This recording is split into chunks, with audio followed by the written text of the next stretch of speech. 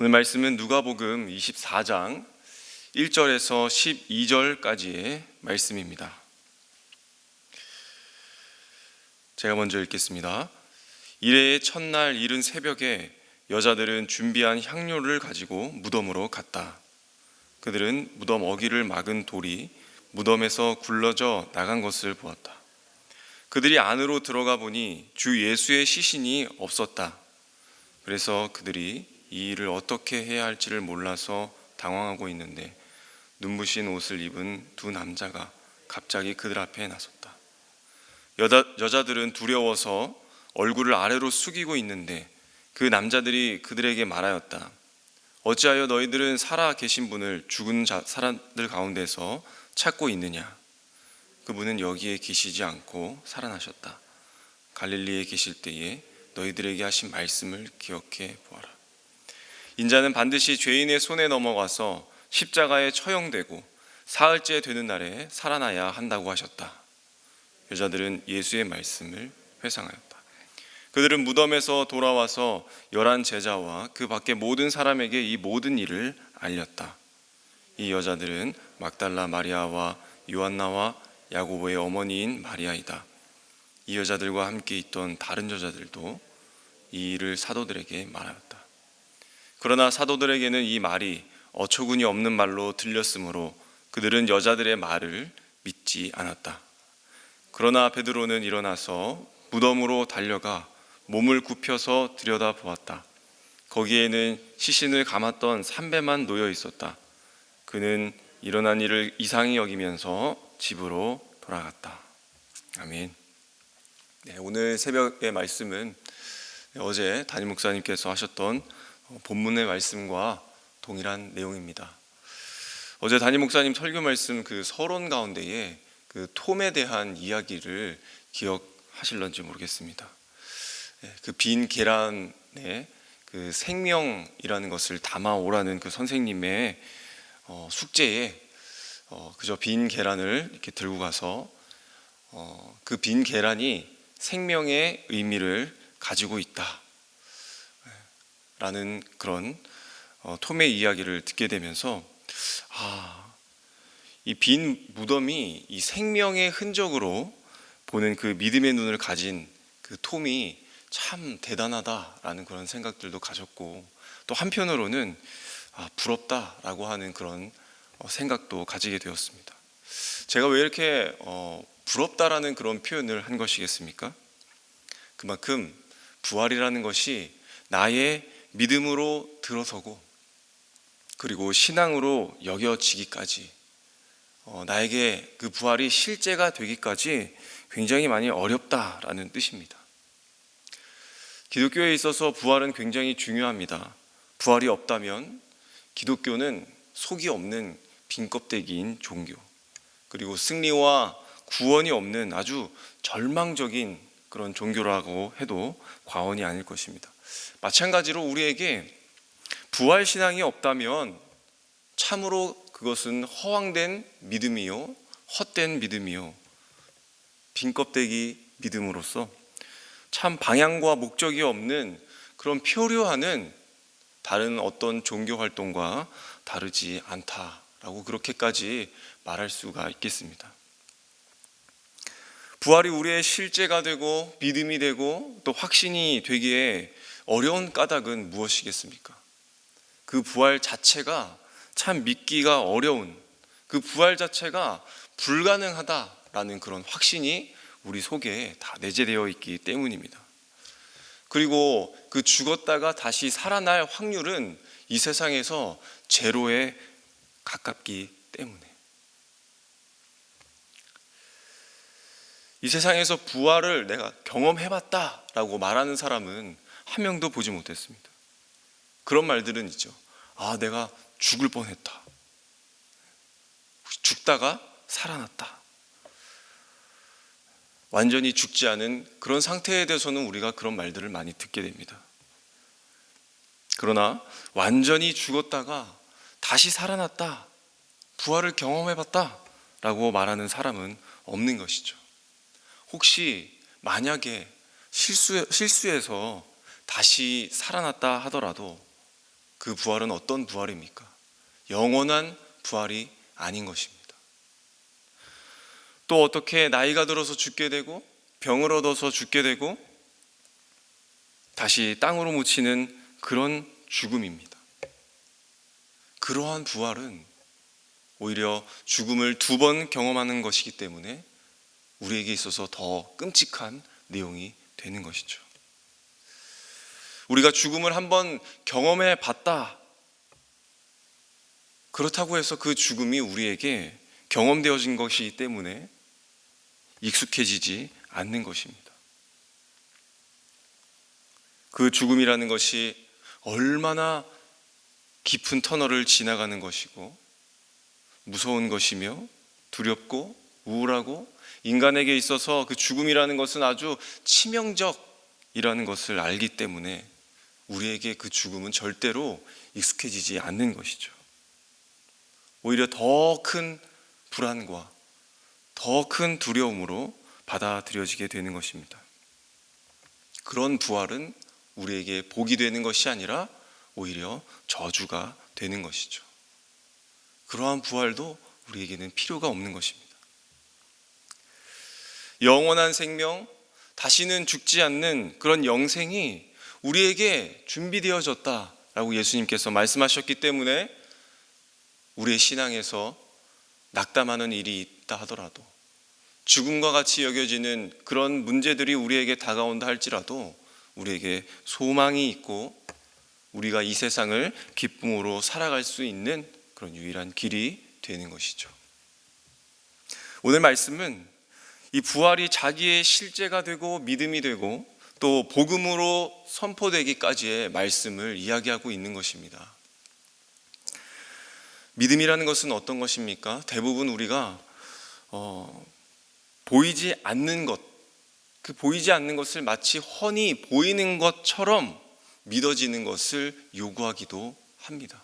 그러나 우리는 경험을 해야 믿고, 그리고 우리는 느껴보아야, 그 못자국난 손을 반드시 만져보아야 믿어지는 그런 연약함이 우리에게 있다라는 것이죠. 그리고 우리는 안타깝게도 부활보다 그 죽음을 먼저 보았고 느꼈고 생생하게 경험해 보았기 때문에 이 죽음에 대한 의심을 하지는 않습니다. 제가 초등학교 3학년 때 저희 할아버지께서 돌아가셨습니다. 그리고 할아버지가 돌아가신 그 밀양까지 차를 타고 가는데 제 친척들과 정말 웃고 떠들면서 막 갔던 기억이 있습니다. 그러다가 참지 못한 어른들께서 뭐라고 이렇게 많이 하셨고 혼났던 그런 기억이 납니다. 할아버지께서 죽으셨는데 제가 어떻게 그렇게 웃으면서 장난을 치면서 끝까지 갈 수 있었던 것일까요? 죽음을 몰랐기 때문이죠. 그런데 제가 그 관 속에 누워 계신 할아버지를 보고서야 그때 충격을 받았습니다. 코와 입, 모든 구멍이란 구멍은 다 천으로 틀어막고 관 속에 누워 계신 할아버지를 비로소 만나게 됐을 때 죽음을 경험하게 되었던 것이죠. 비록 내가 직접 죽은 것은 아니지만 제가 그 죽음의 과정을 함께하고 목격하고 할아버지에 대한 그 애도의 시간을 가지게 되면서 그제서야 죽음을 이해하고 수용하고 왜 슬픈 것인지, 그리고 그 죽음에 대한 이해, 수용, 믿음, 이런 것들이 동시다발적으로 이루어지게 된 것이죠. 오늘 무덤을 찾아갔던 여인들이 바로 이러한 과정을 모두 거쳐갔다라는 것입니다. 이 앞서 말한 모든 내용들의 상태가 바로 이 여인들이 놓여져 있는 상태라는 것입니다. 죽음으로 모든 것이 평정된 슬픈 엔딩을 맞이한 상태. 만왕의 왕이요 메시아라고 외쳤던 그 예수님도 이제는 완전히 끝났구나 라는 것을 인지하고 인정한 상태였다라는 것입니다. 그런 여인들에게, 예수님의 무덤을 찾아갔던 그런 여인들에게 어떤 상황이 놓여져 있었습니까? 무덤을 막은 돌이 치워져 있었고, 그 안에는 예수님의 시체가 보이지 않았고, 웬 낯선 남자 둘이 그 무덤 안에 있었던 것입니다. 얼마나 놀랍고 당황했을까요? 그리고는 그 남자라고 표현된 두 천사가 이 여인들에게 이야기했습니다. 예수가 살아났다. 왜 죽은 자들 가운데에서 예수님을 찾느냐 하는 그런 말을 듣게 되는데, 그걸로는 부활의 사실을 믿을 수 있다 라고 한다는 것은 상식적으로 불가하다는 것입니다. 그러나 이 여인들이 무엇으로 그 부활을 믿어지게 되었다라고 증거하고 있습니까? 바로 예수님의 말씀을 기억하게 함으로 믿어지게 되었다라고 이야기합니다. 무엇을 뜻하는 것입니까? 아무리 뚜렷한 역사적 사실이라 할지라도 말씀의 조명에 의하지 않고는 그것이 신앙과 믿음으로 연결될 수 없다라는 그런 결론을 이야기하고 있는 것입니다. 죽음도 충격이지만 부활은 더 충격입니다. 어느 정도의 충격입니까? 제자들이, 사도들이 믿지 못할 정도의 충격이었습니다. 이 여인들의 이 부활의 증거, 그 복음을 전하는 말에 사도들과 제자들은 헛소리로 들었고, 심지어 부활하신 예수님과 함께 대화하면서 길을 걸어갔던 그 제자들도 예수님이라고는 전혀 생각을 하지 못했습니다. 오늘날 우리에게도 예수님의 부활은 결코 이상적으로, 그런 사고나 합리적인 사고로 이해할 수 없다는 것입니다. 어떻게 우리가 알 수 있는 것입니까? 믿을 수 있는 것입니까? 오직 성령께서 주시는 감동, 그리고 온전한 믿음을 통해서만 가능하다라는 사실을 우리에게 깨닫게 해주시는 겁니다. 로마서 10장 17절에는 믿음은 들음에서 난다, 그렇게 증거하고 있습니다. 그 믿음의 확신은 우리가 갖고 있는 말씀의 확실성, 그 확실성을 붙드는 것으로부터 시작된다라는 그런 이야기입니다. 여인들이 들었던 그 복음은 어떤 내용이었습니까? 누가복음 9장 22절에 인자가 많은 고난을 받고 장로들과 대제사장들과 서기관들에게 버림바 되어 죽임을 당하고 제3일 만에 살아나야 하리라 라는 그 말씀이었습니다. 이 말씀 안에는 아주 필연적인 일이 반드시 일어난다라는 그런 것이죠. 어떤 일이 일어나게 되는 것입니까? 죄인의 손에 예수님께서 넘겨지는 것, 그리고 십자가에 못 박히는 것, 그리고 반드시 3일째 되는 날에 다시 살아나는 것, 이 가운데서 단 한 가지도 빠지지 않고 누락되지 않는 하나님의 구속의 역사가 일어날 것이다 라고 하는 예언의 말씀이었습니다. 그 말씀이 하나도 틀리지 않고 성취되었다라는 것이죠. 이 성취의 말씀을 여인들이 떠올랐다라는 것입니다. 말씀을 기억해냈다라는 것입니다. 누가복음에만 이 여인들이 이 말씀을 기억해냈다라고 표현하고 기록하고 있습니다. 이것은 어떤 것을 강조하고 싶은 것입니까? 사실 이 여인들에게 있어서 관심은 말씀에 있지 않았다라는 것입니다. 이들의 관심은 어디에 있었던 것일까요? 향유를 들고 갔다라는 것은 예수님의 시체에, 그 시신에 관심을 가졌다는 것을 의미합니다. 이것은 다르게 말하면 본질을 추구하지 아니하고 비본질에 초점이 맞춰 살아가고 있다는 모습을 보여주고 있는 것이죠. 우리도 세상을 살면서 우리에게 선포된 말씀, 기록된 말씀을 기억하기보다는 이 세상을 살아가야 하는 관례, 절차, 그런 부수적인 것들을 중요시 여기며 사는 것을 암시하고 있는 것입니다. 보여주고 있는 것입니다. 이 말은 앞서 얘기했던 말씀이 우리에게 실제가 되지 않는 것, 주님의 말씀이 우리에게 믿음이 되지 않는 그 현실을 투영해서 우리에게 보여주는 것입니다. 무덤을 찾아간 그 여인들이 이제는 부활의 증인으로 그 역할을 감당했습니다. 말씀을 기억함으로써. 그들은 이상하게도 부활하신 주님을 자기들이 직접 만난 것도 아니었고 대화를 나눈 것도 아니었음에도 사람들에게 그 예수님의 부활의 소식을 단지 말씀을 떠올렸다라고 하는 그 이유로 전했습니다. 이것은 무엇입니까? 믿음으로 부활을 받아들였다. 믿음으로 복음을 전했다는 것입니다. 말씀이 실제가 되었고 믿음이 된 아주 중대한 사건이기도 한 것입니다. 제자들과 사도들은 부활에 대한 어떤 믿음도 갖지 않았습니다. 불신했습니다.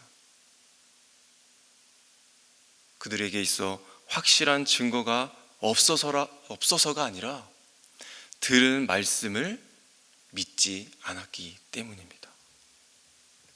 기억하지 못했기 때문입니다. 우리의 신앙도 그렇습니다. 실제가 되기에 더 많은 기적을, 더 많은 증거가 필요한 것이 아니라 우리에게는 믿음이 필요한 것입니다. 말씀을 기억하는 것이 필요한 것입니다. 베드로는 좀 달랐다고 생각이 들기도 합니다. 베드로는 부활을 확인하기 위해서 무덤으로 달려갔습니다. 그러나 역시 베드로도 여인들과 같이 이상하게 여기면서 깜짝 놀랐고 혼란해했습니다. 그리고는 믿었다라고 기록하지 않고 집으로 돌아갔다, 이렇게 이야기합니다. 이건 역시 우리의 믿음이 결코 내 자신의 노력이나 열심으로는 이루어지지 않는구나 하는 것을 이야기합니다. 그리고 여전히 믿지 못한 베드로와 제자들과 사도들은 이제 어떻게 부활을 증거하고 복음을 증거할 수 있는 것일까요? 그런 확신이 없이 복음을 전하는 것이 맞는 일일까요? 결국 그들도 예수님께서 모든 가르침을 그들에게 주셨던 것, 그것을 다시 기억함으로써 제대로 된 제자가 되어서 사명을 감당하게 된다라는 것을 말씀하고 예고하고 있습니다. 말씀 맺겠습니다. 예수님이 부활하셨습니다. 비록 우리가 목격하지 않았고 경험되지 않았지만 우리가 들은 말씀으로, 믿음으로 그 복을 누리시는 은혜의 성도님들 되시기를 바랍니다. 그래서 그 부활이 나의 부활이 되는, 그 부활이 나의 실제가 되는 그런 놀라운 기적의 성도님들이 되시기를 간절히 바랍니다. 우리 시간 말씀을 기억하면서 기도하실 때에 하나님, 우리가 믿음과 말씀과 성령을 통하여서 영원한 그 부활의 기쁨을 누리게 하여 주옵소서. 이 부활이 이 세상 가운데에 주눅들지 않게 하시고 이 복음의 능력을 자랑하며 살게 하시고 담대하고 거룩하게 살아갈 수 있는 그런 원동력이 되게 하여 주옵소서라고 함께 기도하시겠습니다. 우리 다음 세대를 위하여서 기도할 때에 우리 다음 세대가 말씀의 세대, 믿음의 세대가 되게 하여 주시옵소서. 모래 위에 쌓는 그런 믿음이 아니라 반석 위에 세우는 든든한 믿음, 굳건해지는 장성한 세대가 되게 하여 주시옵소서. 그들의 삶의 방식이 어떤 지식과 영업과 술수와 자기의 계획으로 사는 것이 아니라 오직 믿음으로, 오직 말씀으로 살아가는 세대로 이끌림 받게 하여 주시옵소서라고 함께 기도하시겠습니다. 그리고 우리 교회 일정을 위하여서 기도합니다. 예수영전 모임이 있습니다. 예수님을 만날 준비가 된 그런 자들을 보내어 주시고 하나님의 복된 소식, 그리고 복음 앞에 충돌되고 자기가 주인이 되었던 그런 삶의 충격으로 남겨지게 되고 원래의 삶의 주인이신 하나님을 만나고 섬기며 살아가는 은혜가 있도록 우리 함께 기도하시겠습니다. 그리고 우리에게 각자에게 주신 그런 기도 제목을 가지고 기도하신 후에 돌아가시겠습니다. 함께 기도하겠습니다.